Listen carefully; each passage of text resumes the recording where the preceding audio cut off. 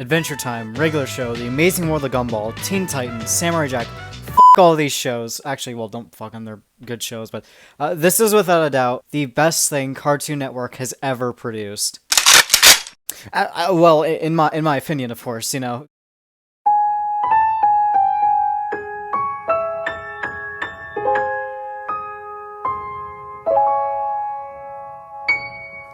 From its opening montage, which immediately hooks and foreshadows many of the events that are to come, accompanied by this chilling, yet inviting lyrical song that perfectly encapsulates the vibe the show is going for, Over the Garden Wall instantly proves itself as a masterclass in atmosphere and storytelling, with a plot that is so simple, yet so effective. Brothers Wirt and Greg find themselves lost in the woods, encountering these pockets of little stories that make up the 10 episodes, or chapters, as they are called in this miniseries. This chapter format really aids in the storytelling of the series, seeing the plot, characters, and world continually expand within each 10-minute chapter, which all cohesively bleed into one another, in a way that allows this to be viewed either episodically, or as a 1 hour and 49-minute feature-length film, both feeling like the right way to experience it, making it an incredibly accessible show to watch. Throughout their adventure, the duo encounter a wide array of fantastical characters in dreamlike settings, which give the show a personality not often seen in, well, shows in general. You got this talking bird who joins alongside the brothers on their adventure and is also kind of an asshole, but also my favorite part of the show. Greg, don't you want to be more like your brother? Just always doing what you're told? Huh? Just a pathetic pushover who relies on others to make all his decisions? Hey, what? I'm not a pushover. Hold on, Wirt, let me get to my point. Fine. See, Greg? No willpower whatsoever. There's these pumpkin people, a teacher who runs a schoolhouse for these anthropomorphic animals. You got these frogs that ride in a ferry, and also this one naked frog can sing. You got the highwayman. What does the highwayman do?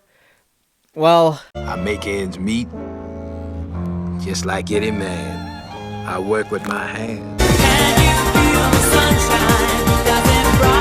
There's also the Beast, who the brothers are told roams the forest and makes the woods of the unknown always feel slightly dangerous. What is the Beast and what does it look like? I don't know, man. Watch the show for yourself. Jesus Christ.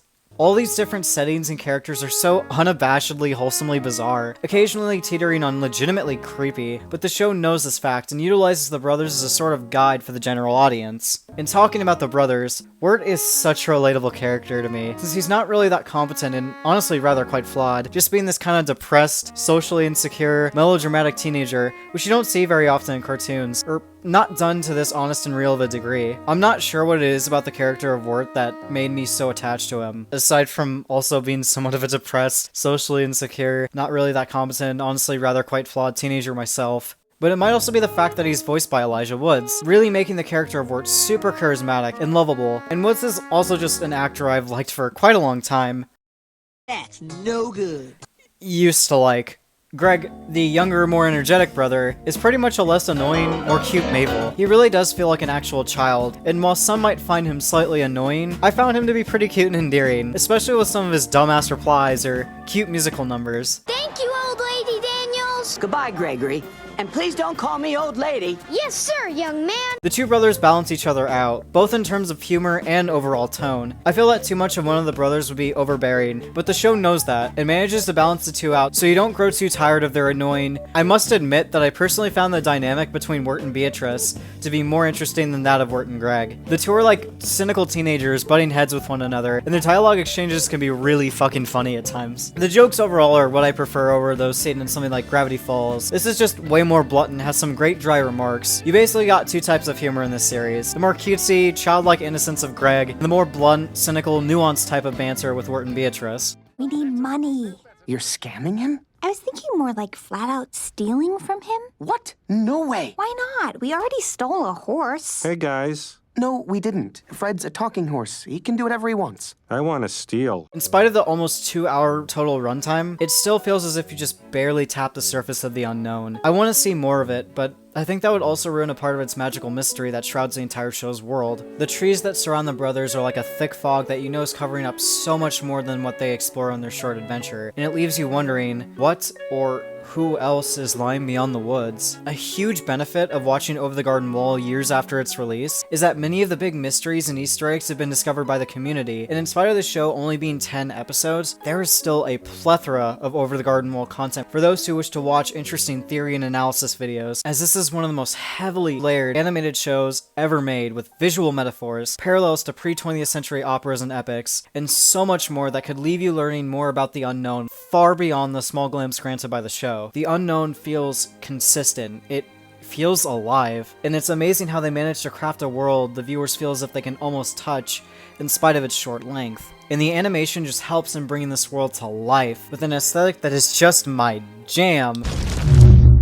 Fall Is one of my favorite seasons of the year, and the show's color palette just screams a November aesthetic. It's legitimately one of my favorite looking animated shows ever, blending the more modern character designs with these watercolor painted background environments, like an old 40s Disney cartoon. It's absolutely gorgeous to look at, and the soundtrack of Over the Garden Wall is just absolutely stellar as well. Its OST gives me the vibe of something old yet familiar, aiding in the show's overall atmosphere, being very different from what would be seen in most modern cartoon shows. The amount of variety in the soundtrack is also a plus, but all of it is very delightful and sometimes wonderfully awkward, harkening back to old Western vignette cartoons.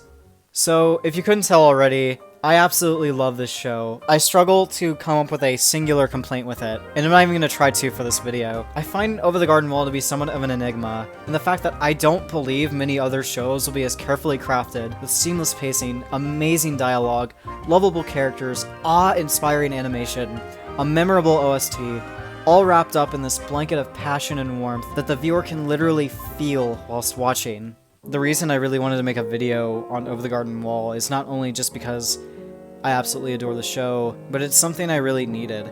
Over the Garden Wall's warm nature and tone just made me feel better about some things, telling me that I don't need to be afraid with things like the future, and by me recommending the show to you, maybe Over the Garden Wall's themes and characters and story will also touch you and make you feel better about some things. And that's why I believe you should watch Over the Garden Wall. I have no idea how to end things here.